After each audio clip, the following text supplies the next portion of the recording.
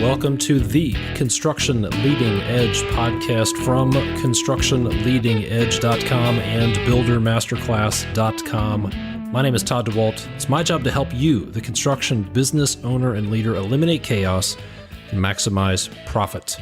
I have a great conversation for you today.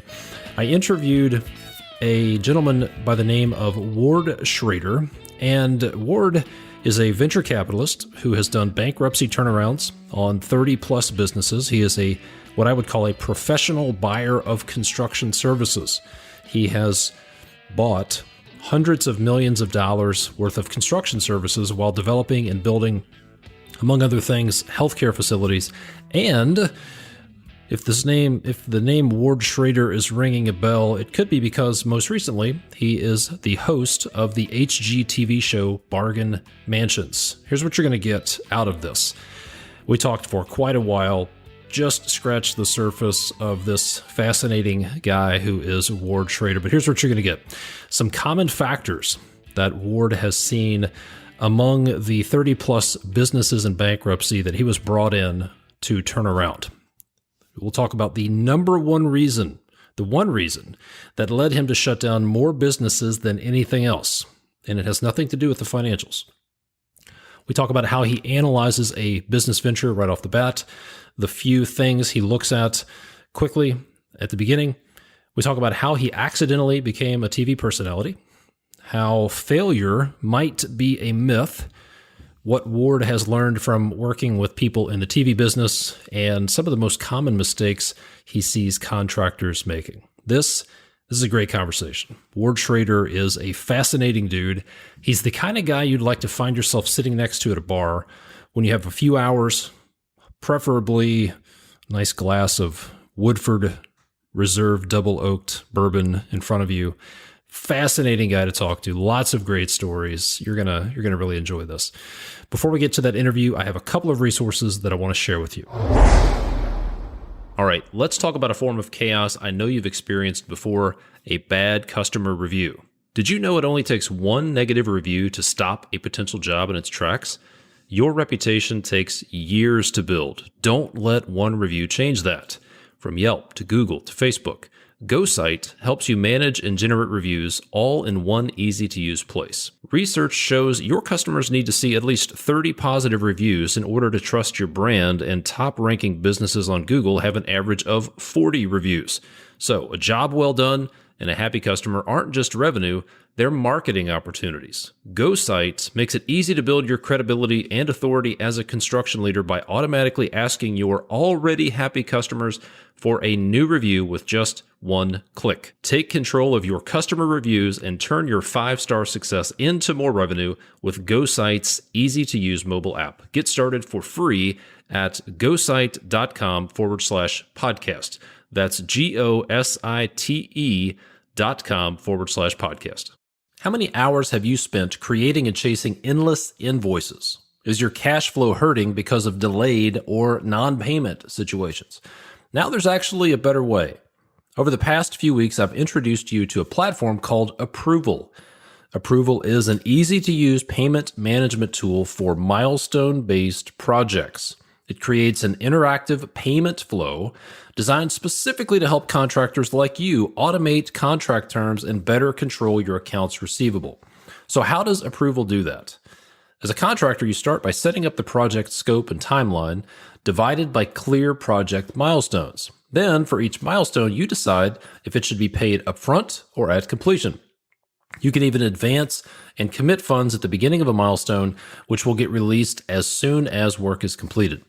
Your client can then view and accept the project, approve each milestone at a time, and make payments all in one place. Avoid getting stiffed on payments and take control. Automate your payments while providing a better customer service. Best of all, there's no upfront cost or commitment to get started. The platform is completely free to use for up to 3 ongoing projects per month, and small fees are transaction-based only, so you only pay when you actually benefit from the platform. Today, I'm offering my listeners an exclusive deal. Email CLE at withapproval.com and mention the CLE deal, and Approval will waive all transaction fees for your first project so you can try Approval at zero cost and see for yourself how it can help your business. But hurry, this offer is valid for this week only. Visit withapproval.com to get started in minutes and invite your client to a project today. All right, let's jump into my conversation with Ward Schraeder. Enjoy. All right, Ward, I've been looking forward to this conversation. Thanks so much for being on the podcast. How are you today? I am good. Thank you for inviting me. I'm looking forward to it as well. Hoping to learn something from you. Well, we'll see about that. I was kind of hoping maybe you'll pick up a few little things from me, but I'm looking forward to learning from you. So let's start with this. You've got a very diverse background, lots of different angles we could go, but let's talk about this TV show, Bargain Mansions, and how did you get involved? How did you end up on a TV show with your daughter? That's a question commonly asked. I wish I could say I spent years as a waiter going to acting school or something like that, but that's not the story at all. It was pure sheer luck or accident. Maybe not totally, in that the children worked for me growing up when we didn't have enough wherewithal to hire contractors and so forth. So I was doing commercial office buildings and housing and whatever. Even though I didn't know they were learning anything, I guess they were, because every single one of them went out after they left home and they bought homes and they remodeled them themselves. So I guess I taught them not to be afraid to try and to do something. And they actually, all the complaining was actually a facade for a learning process. And Tamara was remodeling a house in Kansas City, a big house in '08 when the crash came, and it had been pretty well torn up by the previous owner. Cabinetry all broken, sheetrock, doors, etc., were destroyed. And a marketing executive wanted my son to do a commercial on TV. And he said, "No, I don't have time." He's an executive at a business in Kansas City. But he said, "You ought to see my sister."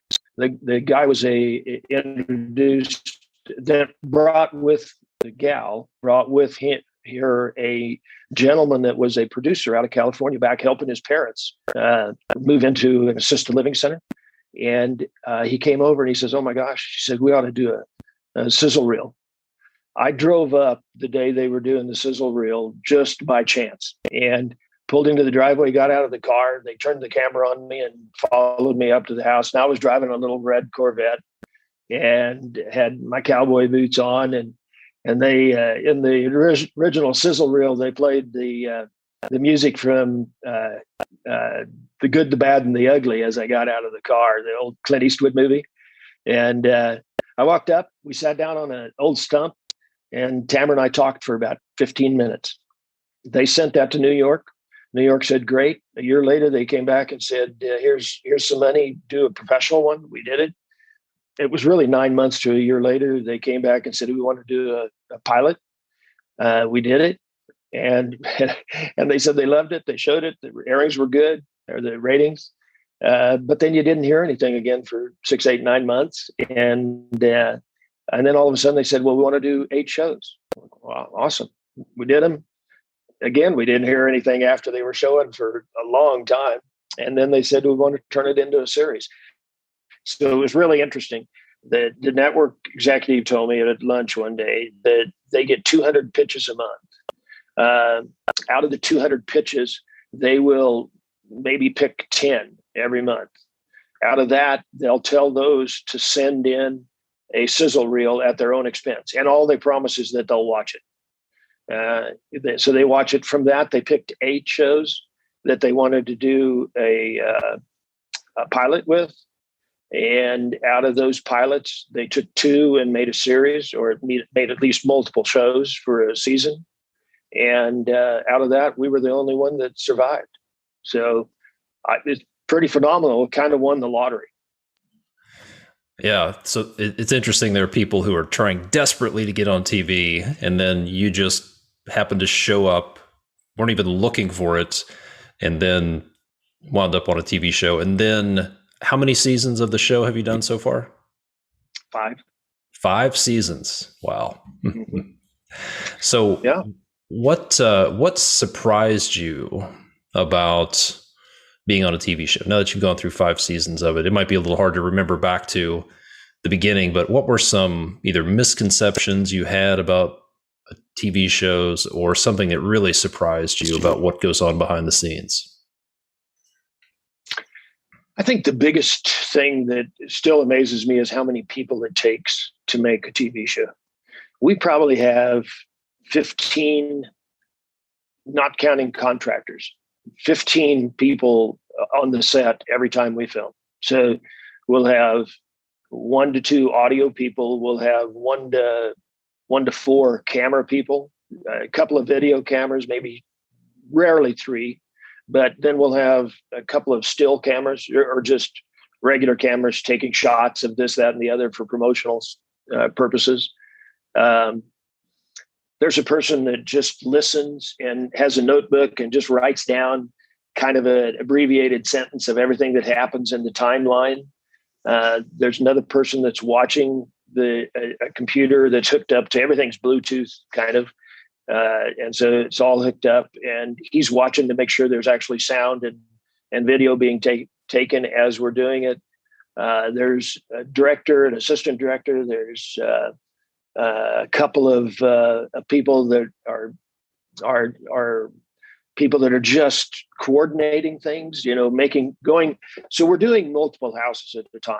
And in one day we may film at 2 or 3 different homes. And so they're coordinating, is the kitchen in a state of readiness for us to come film? And so they're just making sure all that stuff is ready. And when we leave one place, the crew immediately goes and they're set up before we get there. And then we're hooked up and ready to go. So it's easily 15 people, I think. And then you're not even counting the editors back in California. And there's probably 2 to 3 of them. So it's quite a production. We get invitations to go all over the country and do these fabulous mansions. I'd love to do them. There's no way to move this crew from one place to another and be even semi-efficient at getting something done. It would cost so much you would never get our money back. Too much mobilization there. So yeah, has there been anything now that you've been inside the TV business that you've picked up from the TV business and said, wow, that's interesting how they do that. I can apply that to something else. Anything come to mind?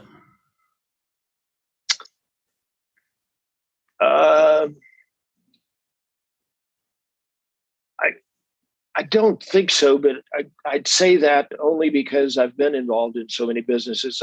I'm not trying to say that I've seen it all, but they do a good job of coordinating and trying to keep things together, moving. I guess I shouldn't say together, moving forward every step of the way.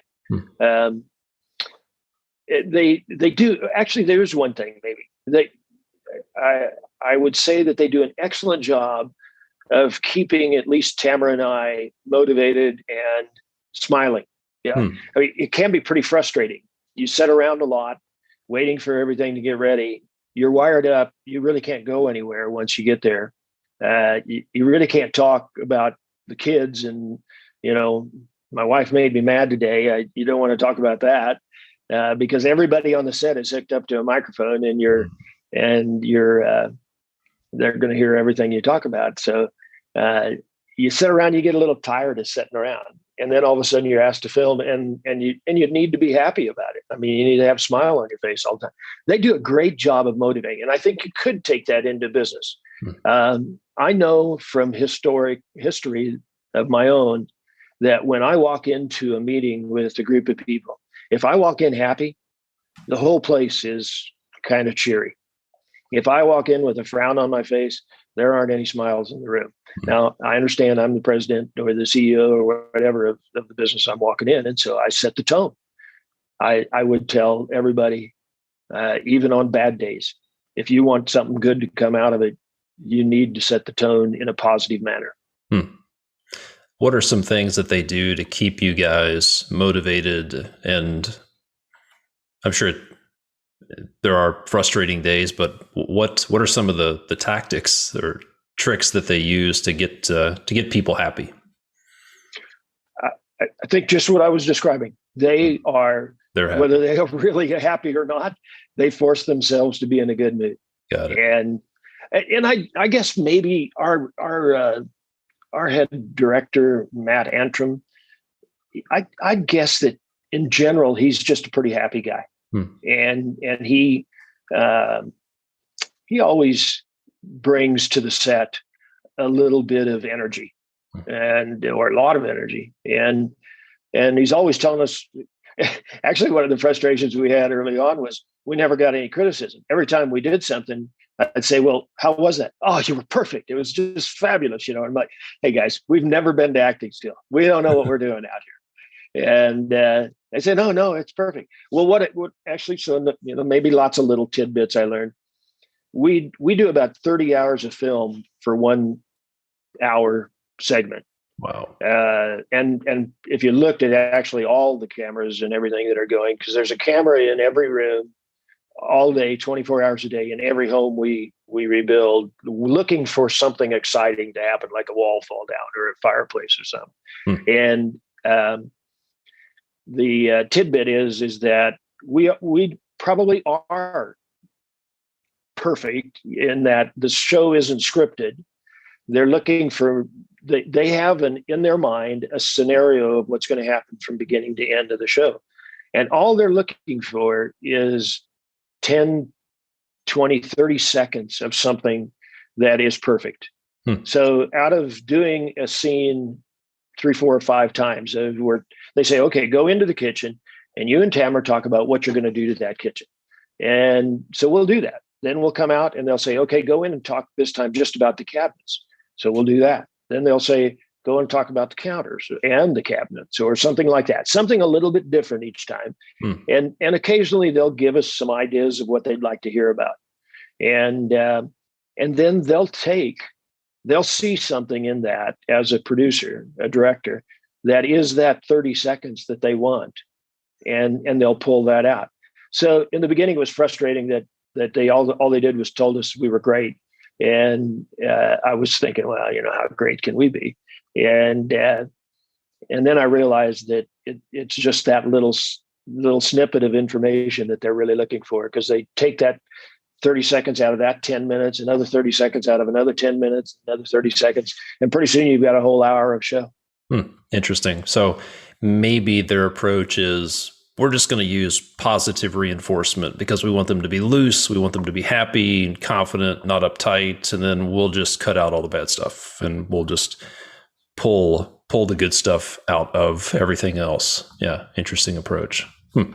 Yeah, that's exactly what it is. Because they edit out all of my off-color jokes and the things from a different era when I grew up that were appropriate to say or not any longer appropriate to say. And I'm just like, well, geez, I thought everybody said that, It's kind of fun. Yeah. We do have a lot of fun on the set. Good. They do let us joke around. Okay. Yeah, we could probably, I know I could use an editor sometimes, like in real time, like, Todd, don't say that. Like, yeah, you probably shouldn't say it, especially to my wife or my kids. Like, just, yeah. We could probably all use that. So there are, one of the things I tell a lot of the builders and remodelers and contractors that I work with is, your number one problem, your challenge is obscurity. You've got to get some content out there. And most of them, if they're being honest, would say perfectionism, procrastination, avoidance just flare up whenever they think about getting in front of the camera and just creating any kind of content that they get out there. What would you say to those business owners who are reluctant about getting in front of the camera? Well, it's interesting. We have some of the most outgoing people as contractors that you'd ever meet that are just friendly and kind and whatever. You get them in front of the camera and all they can do is it's almost, you got to almost laugh at them. But we try not to. What I would say is forget the camera, be yourself, maybe edit your verbiage a little bit here and there.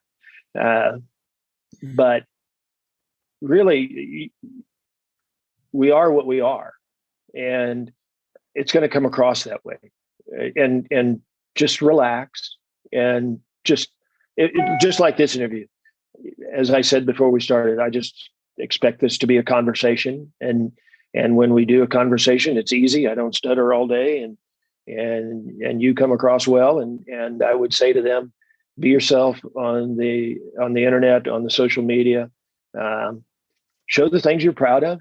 Show the things sometimes, in my Working with Ward series, I show mistakes, because I think that's what people are a lot of times afraid of is, oh gosh, what if I put the door in crooked? Well, you take it off and you do it again, or you shim it different, or whatever it's going to take. It's not the end of the world. Obviously, you're an amateur. It's going to take you 3 hours to do something that a pro would do in 35 minutes. But every time you do something like that, you gain knowledge and confidence. And so that's what I would say to these people. To your question is, just go do it. Every time you do. Tamara sweat bullets when we first started doing this. She did not like being in front of the camera. Now she's a jabberbox in front of the camera, and she's just comfortable with that. So I think it's familiarity. Maybe that's the right answer. Familiarity. Yeah. What I would advise people is, you have to understand you may never like watching yourself on video. You're gonna suck at it at first. The first 2, 3, 4, 15 videos, they're going to be bad, but you just have to get through those until you get good at it. You have to be willing to do it poorly. And everybody who's out there creating content, they sucked at it at first, and they were willing to do it poorly until they started to get better at it. And the other thing I would tell people is, your customers they have to get to know you. Customers need to know you, like you, trust you. And the first step is seeing your face, hearing your voice, getting to know you. You provide some valuable content, especially if it's a mistake. I think that's actually good. It's good content. Like, hey, we screwed this up. It didn't turn out quite right. Here's what we're doing. Here's how we fixed it. And here's what the result was. So yeah, perfectionism, it keeps a lot of people from ever allowing their customers to get to know them. So good advice there. So let's switch gears. We had, okay. Go ahead.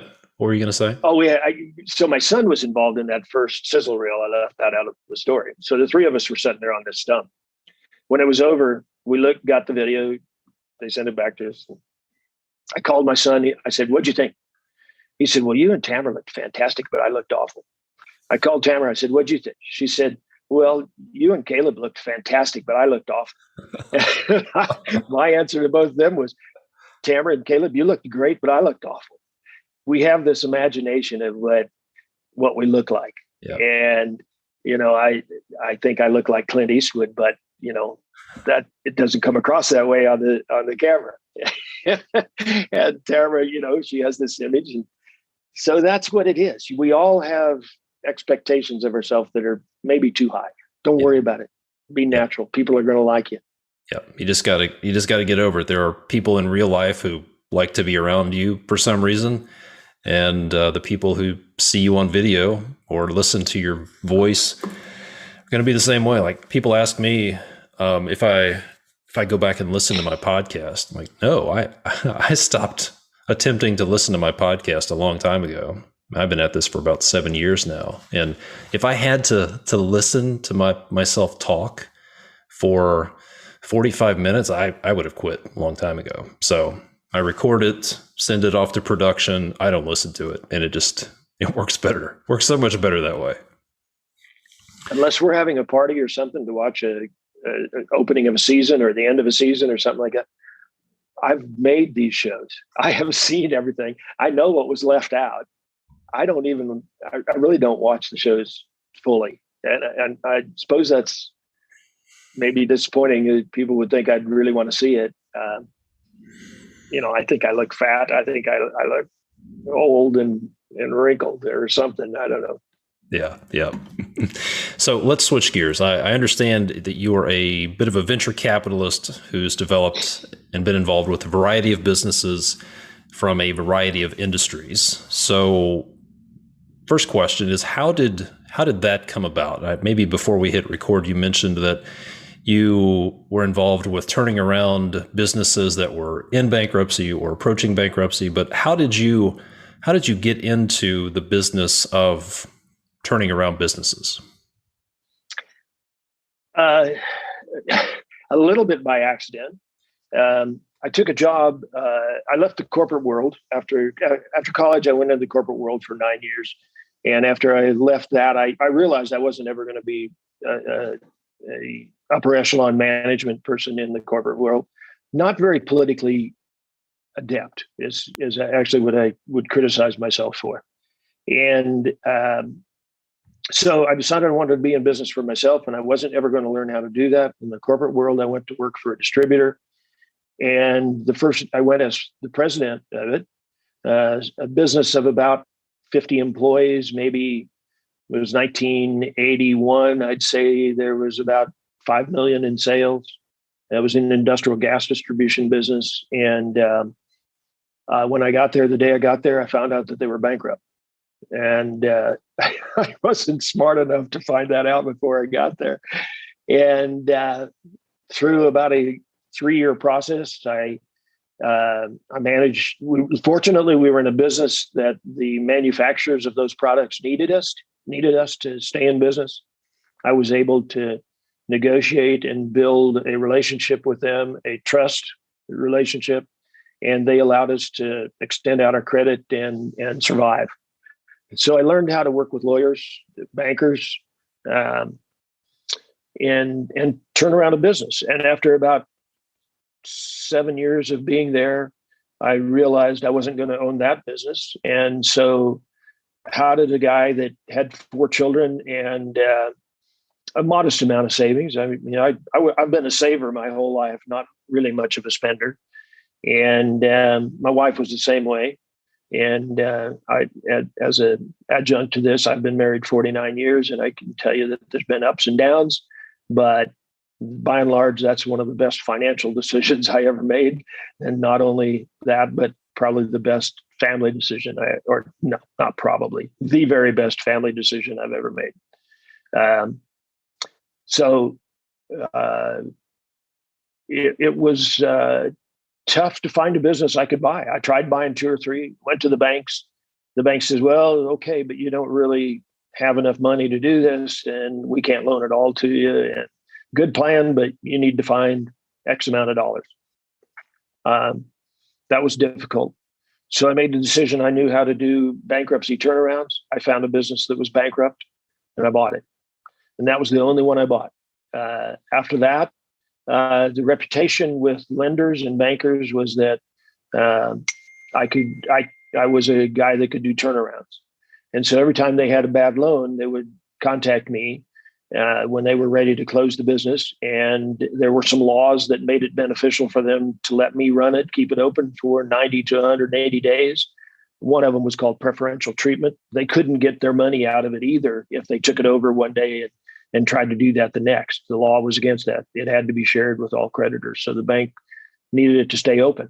And they had a big loan that they were going to lose. And if I could make it succeed, they would get paid back. And so fortunately, about 1 out of 3 that I took over were successful. Some of those I ran for 10, 12 years. Some of them we did an organized liquidation of them, got the bank as much money of it as we could. But what an education. And one thing that we did talk about before is commonality of what was unique or common. I would say what's unique about every one of those businesses is that I learned they're all the same. There are a handful of things that you have to pay attention to. You have to balance your checkbook. You have to create a financial statement every month and know where you're at. What's your receivables? What's your payables? Those two are also critical. You've got to watch your receivables. You can't let them get out there 180 days. You got to collect your money when it's due, or you got to quit selling that outfit.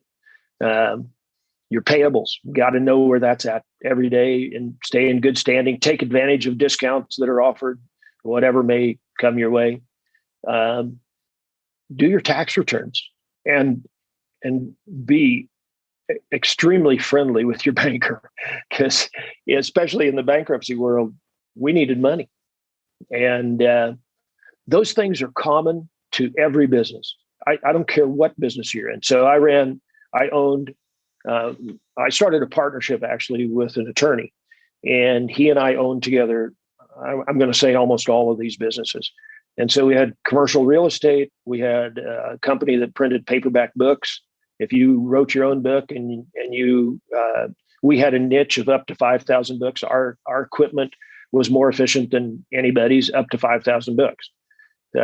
We had an engine remanufacturer. We bought truckloads of junk engines out of junkyards that were all Japanese aluminum engines. We rebuilt them, sold them to various nationwide distributors of products. We had a 3,000 head dairy. You said you grew up on a dairy. Well, you worked a lot harder than I did, because with 3,000 head, we had automated machines and 20, 30 employees. And we sold 2 semi-loads of milk a day, I think, if I remember right.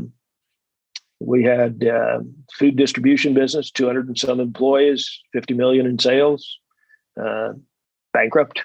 What was so interesting is almost every one of those businesses hadn't done a financial statement in years, hadn't balanced their checkbook in years, hadn't done a tax return in 2 to 3 years.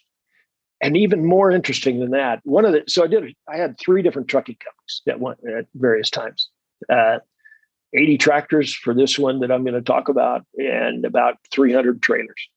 So a pretty good sized business. They had 3 brand new trucks sitting on the lot when the bank foreclosed on them. The day I got there, the very first morning, within 2 hours, I got a call from the credit agency that said, I understand you're the takeover artist, which whatever that meant. And he says, how are you going to pay me off? I want my money. So, well, I haven't got a clue. I've been here 2 hours. He said, well, we're owed money and we want it. I said, well, I got a question for you. How did your company loan about $500,000 on 3 tractors to a company that hasn't done a financial statement in years, as long as I can tell, hasn't balanced their checkbook, and hasn't done a tax return for 3 years? Who loaned money to this outfit? Because I want to know those guys. I need to borrow money from them. And he started stuttering. He says, well, that's a different department. And I said, well, then you need to go talk to them, because I can't tell you anything for a week or 2 here about what's going on. But anyway, that's kind of a sad story. But that's a commonality of every business. Now, every business is different. Trucking is a little different. Engine rebuilding is different. Dairy is different. You still have employees. How many employees do you have? Do you need them all? Do you have bad employees? Make the quick decision. If you've got a bad employee, it will poison your whole rest of your crew. Make them lazy, whatever. Make them unhappy. And you know what I found most of the times, after frustrating myself many, many times trying to figure out how to make an employee motivated, is that if they're not motivated, they don't like what they're doing. They don't like the business they're in. Help them to find either a job within your organization that they like, or help them to go find another job somewhere else that they're happy with, because they will succeed. You've done them a favor. You haven't been an evil human being. And it took me a long time to figure that out, but way too many businesses frustrate themselves about trying to figure out how to make an employee happier, better, more productive, whatever. Sometimes that's not within your power to do.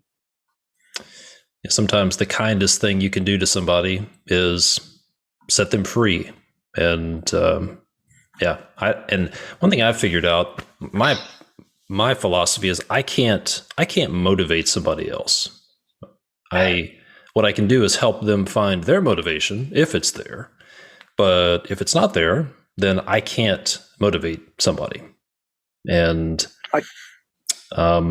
if they're not motivated and you dig around and you can't find any motivation for them to be productive, happy, non-corrosive, non-toxic, productive member of your team, you owe it to everybody else to set that person free. So here's a question. I've read, I actually was just reading a book recently, has nothing to do with the topic, but it was law enforcement and military doing combat profiling. And they say very few people get trained in decision making. So they developed a heuristic. So a couple of examples. If you're in an active shooter situation, the heuristic is run if you can. If you can't run, hide. If you can't hide, then you fight. So it's, can I run? Yes, you should run.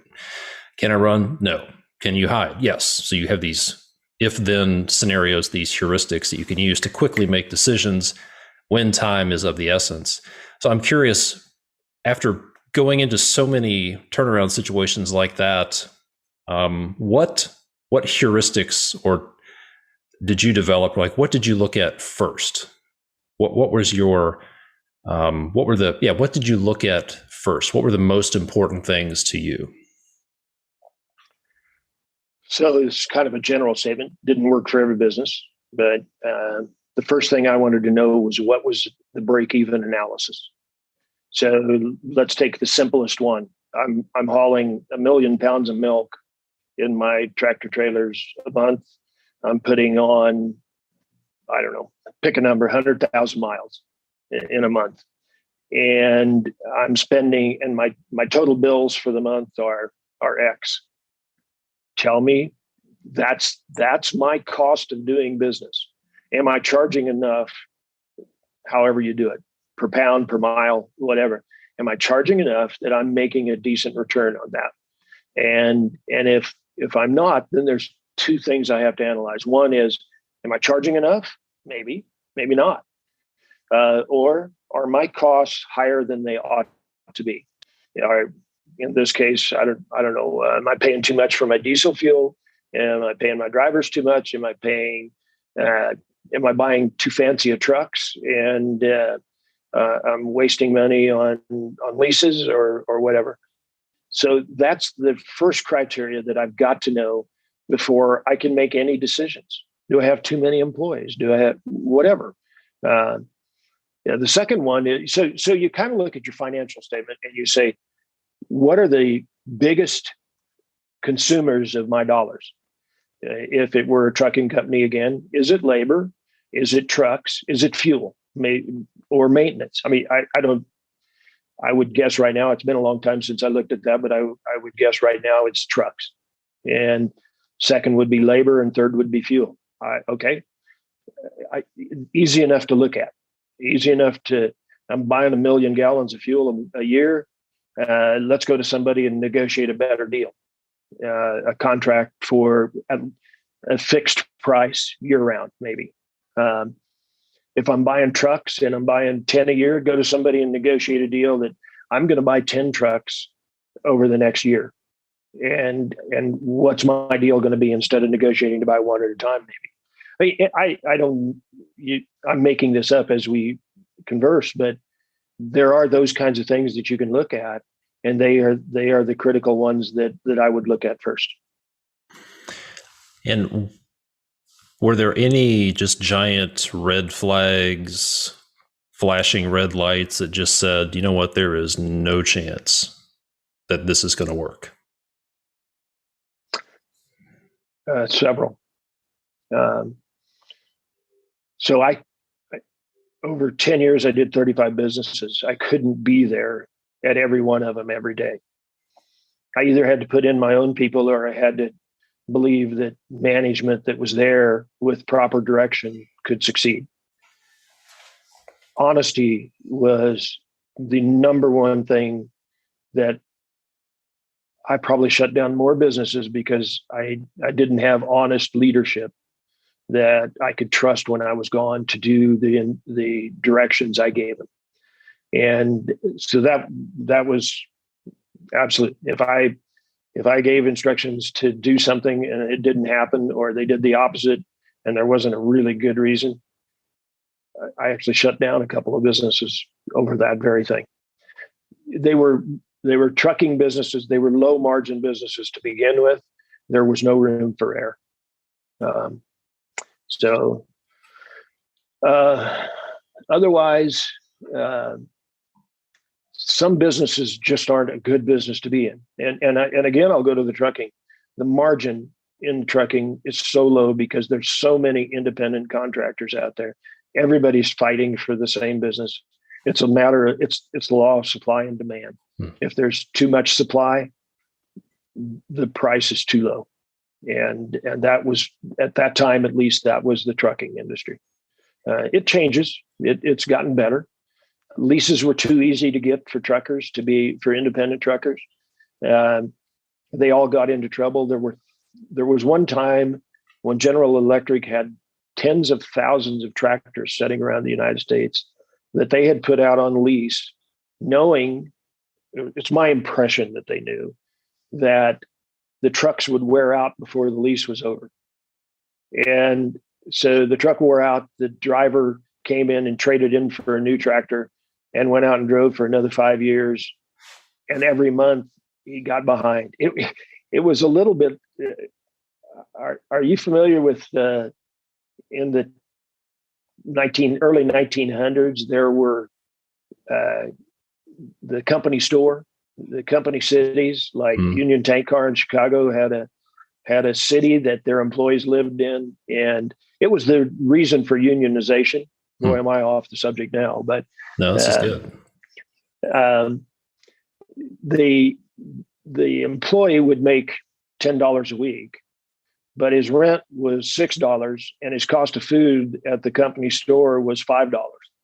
So he was going in the hole $1 a week, working for the company store. And eventually that's why unionization came in, because they were keeping him in a kind of indentured servant, I guess, kind of position where they could never make enough money to get out of the corporate city. And that's where the trucking industry was at one time. And I don't know that GE was actually doing that, but in essence, to me, I mean, I don't think they did it actually with that intent. It just seemed like at the end of the day, what happened to the driver was the truck couldn't pay his bills, and he was just constantly behind. And they ended up, so many of them going bankrupt that lots of companies out there had trucks sitting on lots that they repossessed. You could buy a truck for a very good price at that time because there were too many. So anyway, oversupply is a killer. Yeah. So some people would say that let's say the remodeling business is similar. There are lots of independent contractors out there that chuck in a truck, slap a magnet. They don't have insurance, bonding, licensing, but they're out there doing work. And then there are above board contractors who pay their taxes and do everything the right way. And they would say, how can I compete with these guys who are paying cash, using illegal labor, not doing the right thing? Any advice for how to differentiate, maybe in that trucking company's case, how did they differentiate differentiate their value in such a low margin business?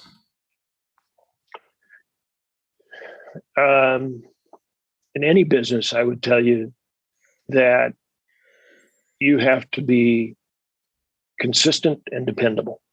And so often the contractors that are out there, especially the ones that are on the fringe, if you will, they'll come in and they'll frame and they'll sheetrock and they'll tape in their mud, and then they'll never come back to do the finished trim work or something along those lines.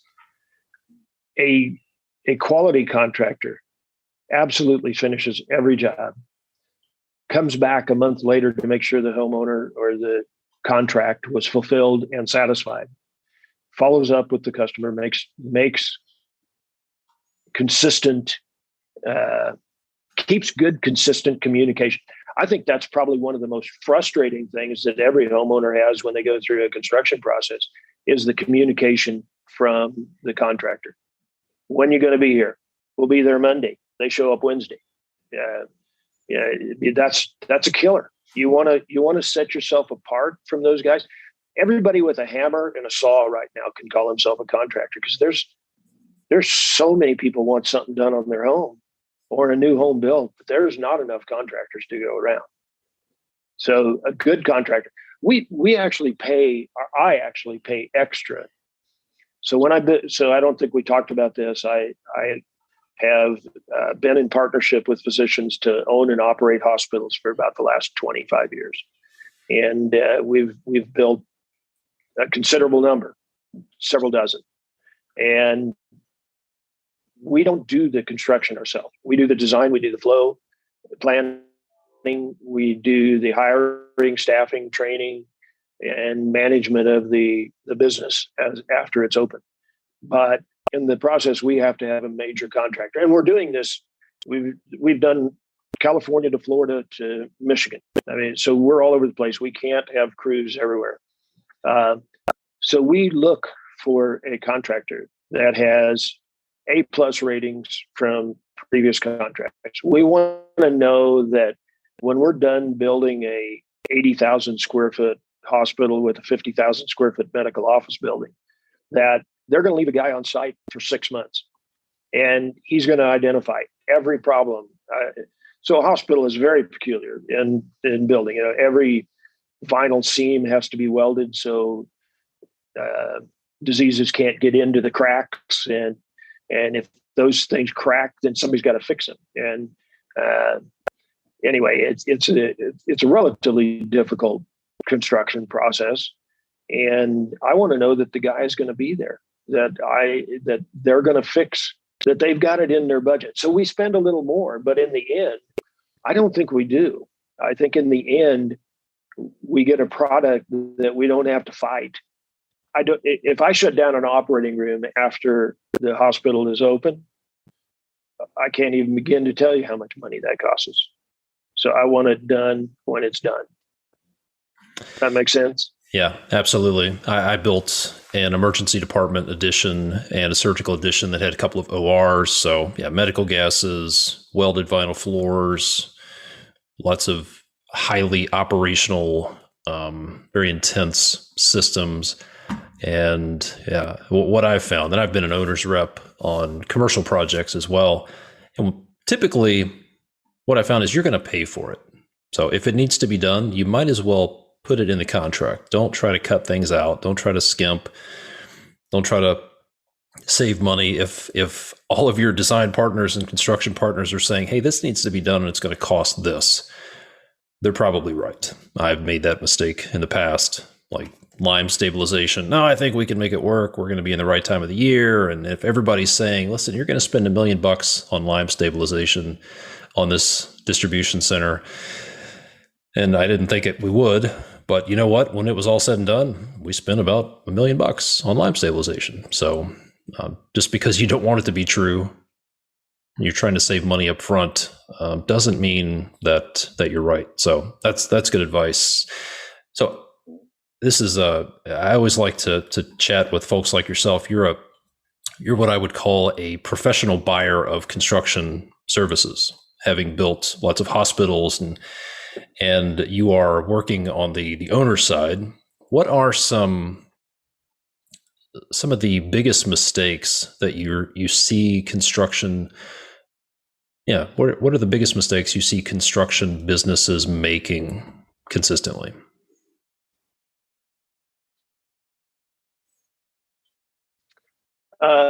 From the owner side,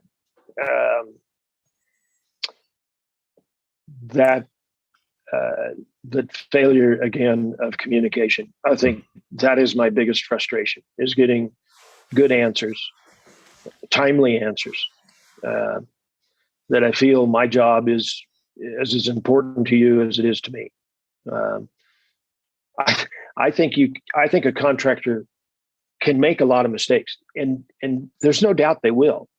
I mean, you have 300 people on a hospital job working. Somebody's going to make a mistake. Some plumbing line isn't going to get welded. Some electrical line is going to be connected to the wrong thing. But you know what? If you talk to me about it and you tell me, here's the problem, we didn't get this line connected, But I've got two guys coming on Tuesday, and they're going to be there to fix it, and we're going to get it done, and here's how we're going to fix it. I hardly ever get upset about that. Mm-hmm. It's just communication. And one thing I found, when something goes wrong, the tendency or the knee-jerk reaction is, well, this is going to be bad. They're going to lose confidence in us. So we're not going to respond quickly. We're not going to let them know. We're going to try to sweep it under the rug. And all of that stuff leads to less confidence. And once a client loses confidence in you, things get pretty ugly pretty fast. It's very difficult to recover from a loss of confidence. But what I found is when something goes wrong, like you said, number one, it's unavoidable. There will be mistakes. It's just ridiculous to think that any significant project is going to get done without a mistake. So when I see something that goes wrong, I see this as an opportunity. We're going to strengthen this relationship because we're going to communicate. Say, hey, this is what happened. Here's what we're doing. Here's what this means to you. And we're all over it. And it doesn't do a whole lot of good to point fingers about how we got here. But if you can keep the conversation pointing forward, this is how we're going to solve it. This is what we're going to do to prevent this from happening in the future. What I found is clients get more confidence because then they see, this is something did go wrong. And this is how these guys and gals are going to respond. I feel better now. I think you echoed exactly my feelings. That's exactly how we would respond. And when I've built homes or buildings for people, that's how they responded. So speaking of mistakes and failures, here's one of my favorite questions. How has a failure or apparent failure set you up for later success? Anything come to mind?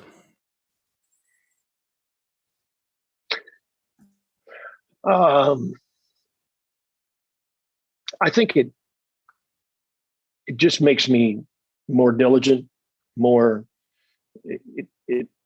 failure never has ever stopped me. I don't know if that's arrogance or just confidence. I've just always felt that I can overcome almost anything.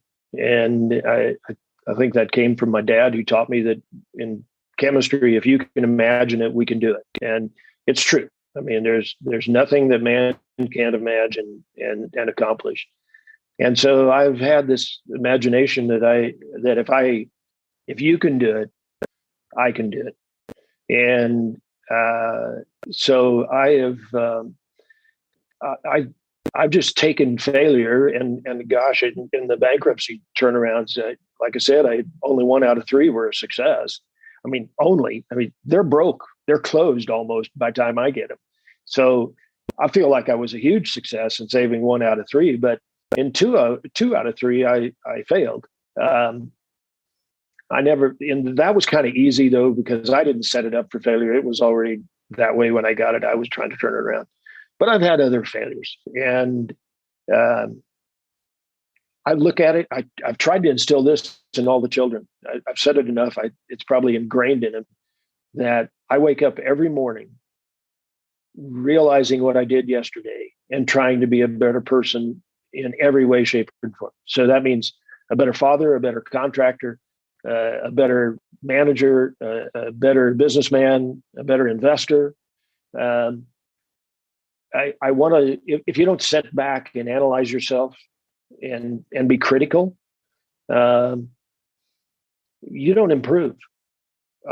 And so I have made a point. Actually, sometimes I'd sit down with my wife and I'd say, okay, here's what happened this week. What do you think about this? And she would be honest with me, where some people wouldn't, maybe. Or honest meaning that she would tell me what her real feelings were. And that's what I needed. And treating people like I want to be treated is one criteria I've always used to judge what I'm doing. And that's been a good advice. But sit back, analyze yourself, try to go forward in a positive manner every single day. Yeah. I've been thinking about failure. I think about failure a lot. I ask people that question, and I'm beginning to think failure could be sort of like 400 years ago when sailors thought they were going to sail off the edge of the earth. It was a flat earth. And for any flat earthers who are listening, no offense, but it was a myth, right? And it just didn't happen. And I'm beginning to think failure could be a myth because as long as you don't quit, as long as you get up, it's not failure. And as I look back at my career, some of the biggest things that felt like failure at the time set me up for success. And I didn't stay there. I guess if I had stayed there, it would have been failure. But I'm beginning to think failure could be just a figment of our imagination that we're afraid of. And it's like the boogeyman or the edge of the earth that we might sail off. And I assume most of the people who are involved with those 30 some businesses, let's say the 20 or so that failed, they probably went on to do something else. I assume they're not all just still sitting in those buildings, commiserating about, wringing their hands about their failure. They probably went on and did something else too. So they all did, and most of them were more successful. Most of it was second and third generation family members. Yeah, which was kind of sad, but they went on and did something they liked. Some of them became financial advisors, and they were successful at it. Some of them became salesmen for somebody else. Mm-hmm. Some of them, whatever. They had success. I think I was thinking about it as you were describing that, and you could have said that. I could have said that when I took that first job after leaving the corporate world and found out that the business was bankrupt on the first day, I could have said, "Oh my God, I failed to pick a good job," and crumbled right there and left, and curled up in a fetal position, probably cried for a few days, but I didn't. I said, "Okay, let's put our feet on the floor, one step at a time. Let's start moving forward. Let's figure out what the priorities are," and I turned failure into success. I think you've brought up an interesting conversation. I think it is a lot of perception. And whether you have the perseverance to move on from it or not. Yeah, it's I've read quite a bit of Stoic philosophy, and there's some interesting stuff there. It really is about perception. It's about the story. Stoic philosophers would say there is no good or bad. Shakespeare said there is no good or bad. It's just what you think about a situation.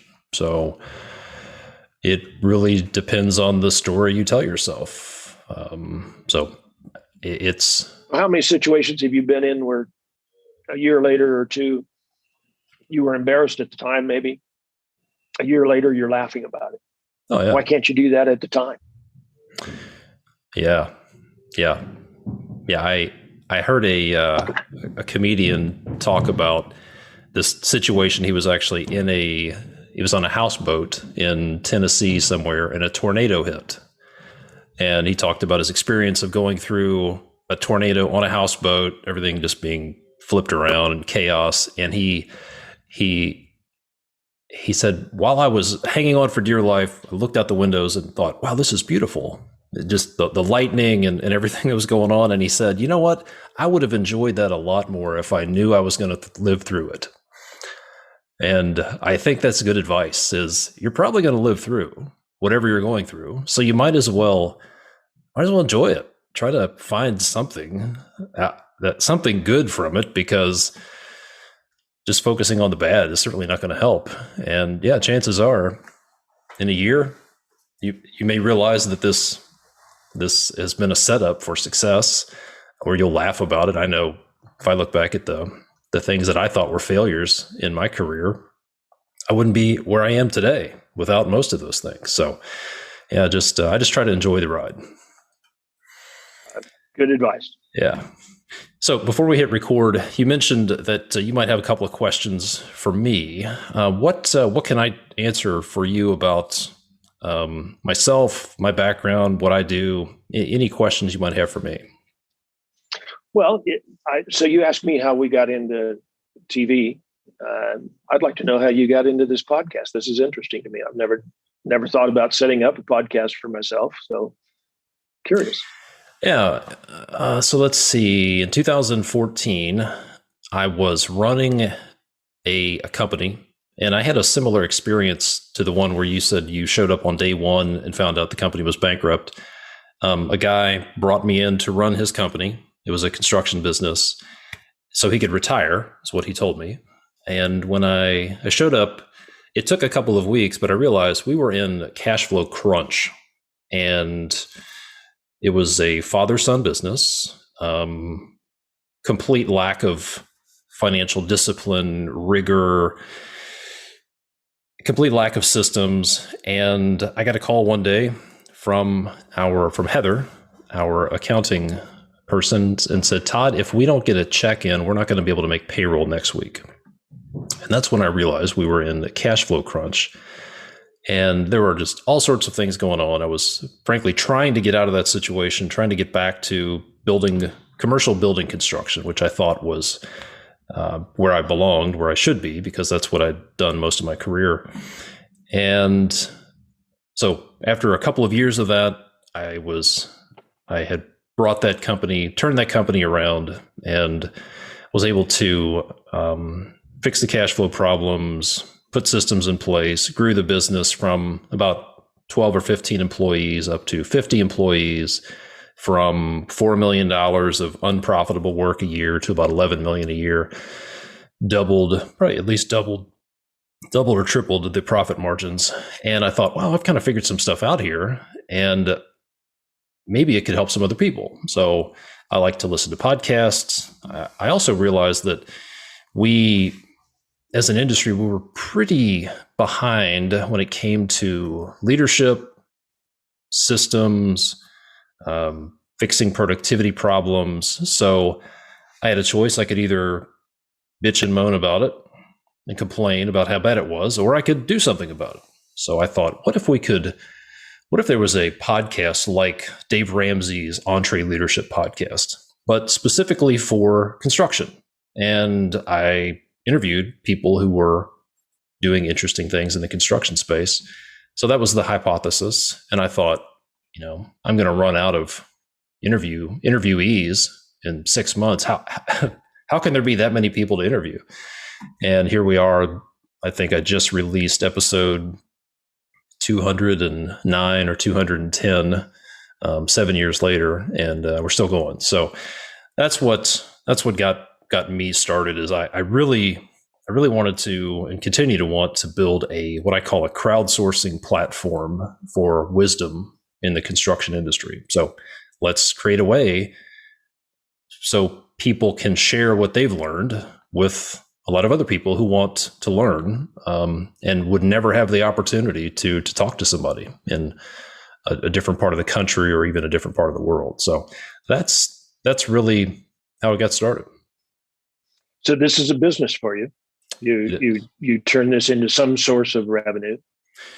Yeah. When I started, I had a hypothesis, one that I could help solve some problems. And then the other hypothesis was, if I solve enough painful problems and build enough of an audience, then I'll figure out some way to make money from it. That was the hypothesis. And it took several years. Tried a lot of things, got frustrated, quit for about 6 months at one point. So if you're listening, if you go back in 2016, I think you'll see about a 6-month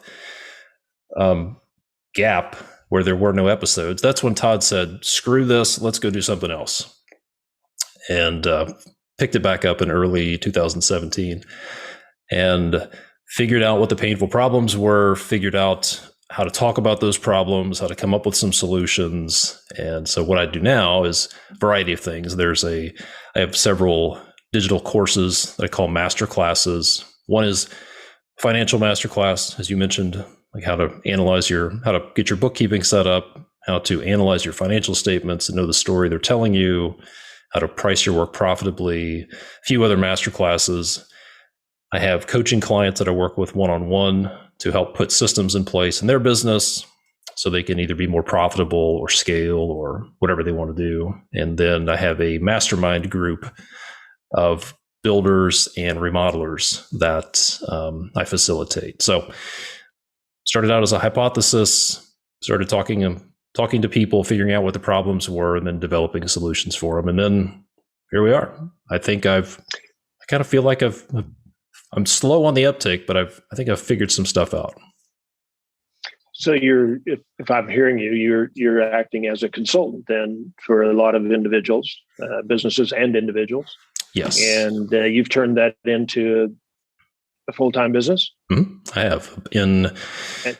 This is April 2021, and I went full-time in July of 2018. Excellent. How many followers do you have of your podcast?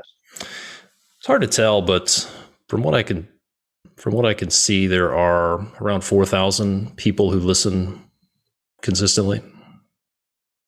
Excellent.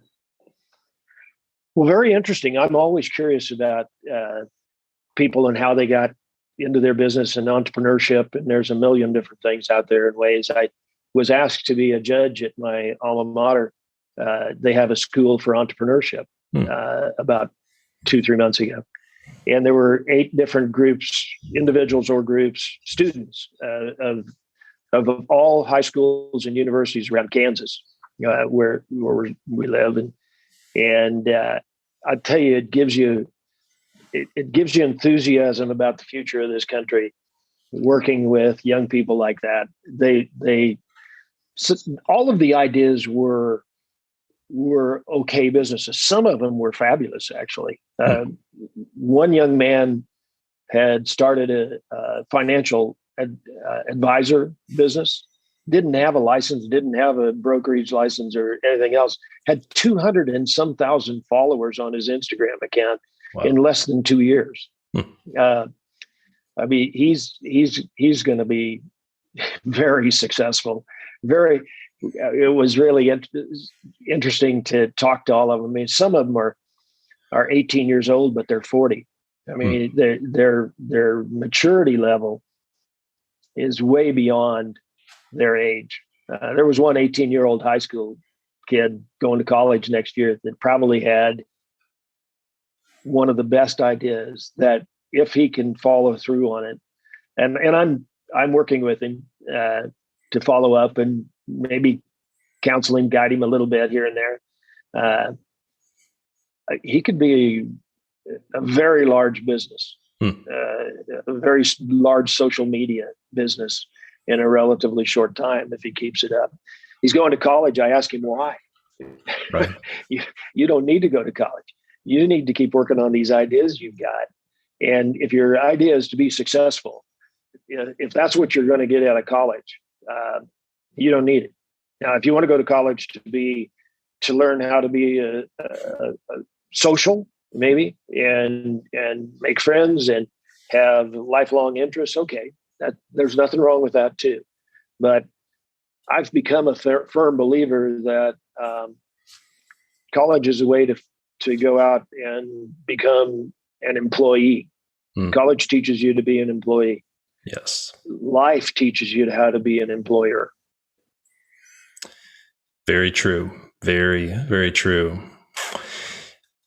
So let's, you've been very generous with your time. Let's start to land this thing. What are you focused on right now? You mentioned the Working with Ward series. Tell us about that. I am attempting to share some of the things I've learned through life. Again, it doesn't have to be young people. It could be anybody. And some of it started because of a group of young people that were on our show that working on the set. And the one thing I remember was one day I installed a door, and they just wanted to video me installing a door. No conversation, no nothing. And I did it. And it was like 30 minutes later, I had the door installed and it was perfect. It actually closed and swung open and all that stuff. And when I'm done, one of the young ladies said, "My gosh, Ward, I didn't know it was so easy. You should have a show showing people how to do that." And a young man on the set said exactly the same thing. I didn't know. I think I could do that. And so a few of those comments, a few things on my Instagram account, at Ward Schraeder, by the way, and my daughter's is at Tamara Day on Instagram and or Facebook, was that, would you show me how to do something? Whether it be fix a leaky faucet or hang a door or whatever. And so I thought, well, what the heck? If people want to see that, I'll start doing less than 10 minutes of how to fix things around your own home. And I think 10 minutes is kind of the magic number. Anything beyond 10 minutes, I personally don't like to watch too much. And so I don't know how many we've done, 15 or 20 of those now. And the first ones, if you watched them, they're pretty unprofessional because I was the cameraman, I was the actor, I was the guy. And so they're dark or bright or, you know, not focused or whatever happened. But gosh, I got like 1,500 to 2,000 views, even on those crummy ones. And so then I started hiring one of our cameramen off of the show, and he's very generous with his time. And we pick days when he's not booked, and we do it. And so they've gotten much better. We've got better lighting, and I'm doing more projects that are I on my very own home. I've done a lot. This probably pleases my wife. I'm getting more things done around the house than I ever have. Had a leaky faucet, had a leaky main valve coming into the house. The house we live in is the very first home that we did for Bargain Mansions, the show. And we didn't even intend to keep it. It just kind of happened. And so it's a 30-year-old home that was literally falling down. No, it's not 30 years old. It's about almost a 40 or 50-year-old home that was literally falling down from total lack of maintenance for more than 20 to 30 years. Holes in the windows that you could stick your finger through, and the wood that had rotted out, and everything else. Foundation was crumbling. So I'm still working on things, straightening them out after the fact. You know, we got it done. It looked fantastic, but now things are settling or whatever. But I'm doing a lot of those things around the home, and my objective is absolutely to encourage people, take a chance. This is sheetrock. It's $5 worth of a jar of sheetrock mud and tape, and go fix your joint. It's not that big a deal. Houses are going to settle. You're going to get cracks. Hang a cabinet. I just did one, a blind shelf. Super easy. You got to have a few tools. You got to be willing to buy some tools. But I leave every show by stating that if I can do it, you can do it. Give it a try. Do something simple to begin with. Have some success. Go on to another project. You will learn to love doing it. It's a major sense of accomplishment. And you don't have to hire a plumber to come in and fix a leaky faucet and spend $150. Go to the hardware store, buy a 10-cent washer or a $10 valve and put it in. Tighten the screws, you're back in business. And that's my objective. I want people to have confidence. I drives me crazy when somebody says they can't do something. I can't take that. I want to hear you say, I'll give it a try. I'll do it. I can do that. So yeah, that's the working with Ward. Very cool. Working with Ward. So if people want to connect with you, it sounds like they can go to the Working with Ward series on YouTube, and I'll include links. I'll include a link to your website and both your Instagram as well as Tamara's Instagram. Is there anywhere else people should go if they want to connect with you, Ward? No, that's pretty much it. We're building quite a following. I think Tamara's got 80, 90,000 followers, growing by several thousand a month. I guess she's just cuter than I am. I'm not sure what that's all about, but I I've got 10 or 15,000 followers now. I'm not sure. I haven't looked, but it's over 10,000 and growing nicely. And we're trying to build on that. We're actually trying to build a business on that. Something where we can do some advertisements or something like that. So I really love that about my life, has been that I've been able to get into all these different things, have to learn something about being a dairyman, being an engine rebuilder, being a trucker, being a hospital builder, working with doctors, whatever. That's my whole life has been about education. And I love the fact that I'm in television right now. I'm learning a whole new industry. And that stimulates me to never retire. I don't think I will ever retire. Now, I've already slowed down. I know that, but only because I want to. But some of my days are as full as they have ever been. Makes me get up in the morning. Lets me go to sleep at night feeling good about myself. I love the challenge. Don't think I'll ever give it up. Yeah. Yeah. Sounds like retirement is not in the cards for you, at least not what some would consider to be a traditional retirement. And personally, the thought of retirement doesn't interest me. Like working myself into boredom, that's not that doesn't interest me. So I completely get it. Well, great stuff, Ward. This has been fantastic. The average person only lives about 18 months. Sorry, what was that? I'll interrupt you. What did you say about 18 months? I think I did interrupt you. I said, I'm sorry. I didn't mean to. I didn't mean to interrupt you. I said the average person only lives about 18 months after they retire.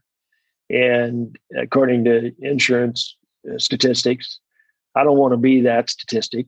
And my wife has even gotten used to me working on vacations. It's just part of me. I like it. It's not work. I think the difference is when I worked for somebody else, I couldn't wait. I kept thinking about how much money can I save when I was working for the corporate world so that I can retire. And when is that date? After I went into business for myself, now I think about, I wonder how long I can keep working. Good stuff. Well, Ward, I really appreciate you taking the time to share with us today. I'll be sure to include those links on the show notes. So thanks so much. And I'll be looking forward to seeing what else you continue to do. And I'll be sure to subscribe to the Working with Ward series on YouTube. So thanks a lot, Ward. Thank you, Todd. I've enjoyed it. If you're tired of the pain of delayed payment or non-payment situations, here's some good news. You can take control and get paid on time for your hard work with Approval.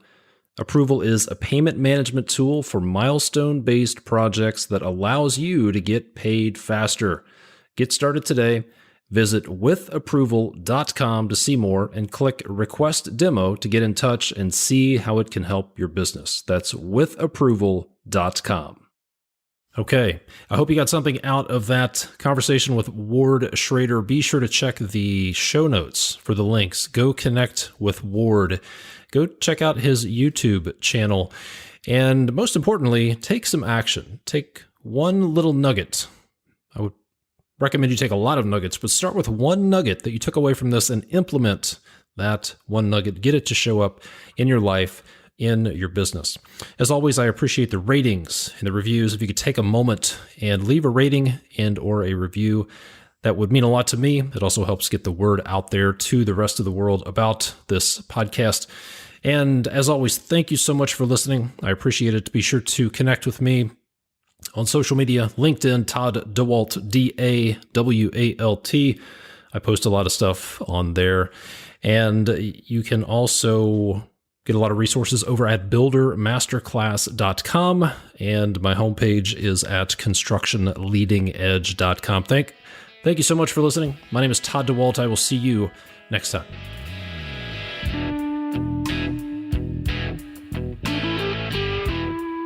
A happy customer isn't just revenue, it's a marketing opportunity. From Google to Yelp to Facebook, join the more than 30,000 small businesses already using GoSite to request, respond, and manage reviews, all from one easy-to-use dashboard. GoSite puts the power back in the hands of you, the construction business owner, with a mobile app that transforms how you run your business by making it easier for customers to find, book, pay, and review your